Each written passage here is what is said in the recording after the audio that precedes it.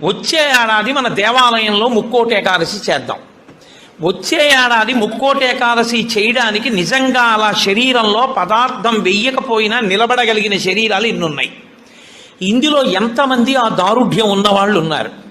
వాళ్ళని సప్తమి తిథి నుంచే మనం ఎలా సిద్ధం చేద్దాం?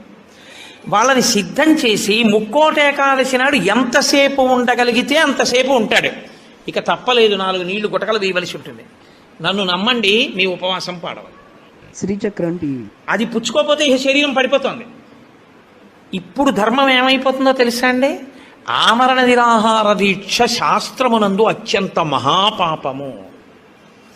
మీ శరీరం పడిపోయే వరకు మీరు మీ ఏమీ తినను ఏమీ తాగదు అని భీష్మిస్తే ఆ వ్రతఫలం ఇవ్వరు, పిశాచత్వం ఇస్తారు.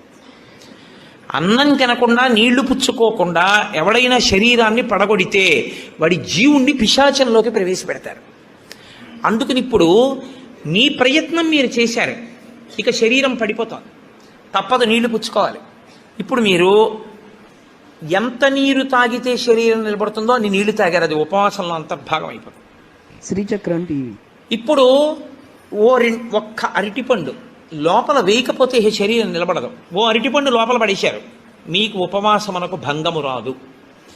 కాబట్టి గురుముఖత చాలా జాగ్రత్తగా శాస్త్రము చెప్పిన నియమములను బాగా విని అసలు దాని మీద తర్ఫీదు ఏడాది మొదలుపెట్టారనుకోండి, మీరు చాలా తక్కువ మందితో మేము ఇలా చేస్తాం అన్న సంకల్పం 1. 2, అన్నిటికన్నా ప్రధానంగా దృష్టిలో పెట్టుకుని చెయ్యవలసింది ఏమిటో తెలుసా అండి?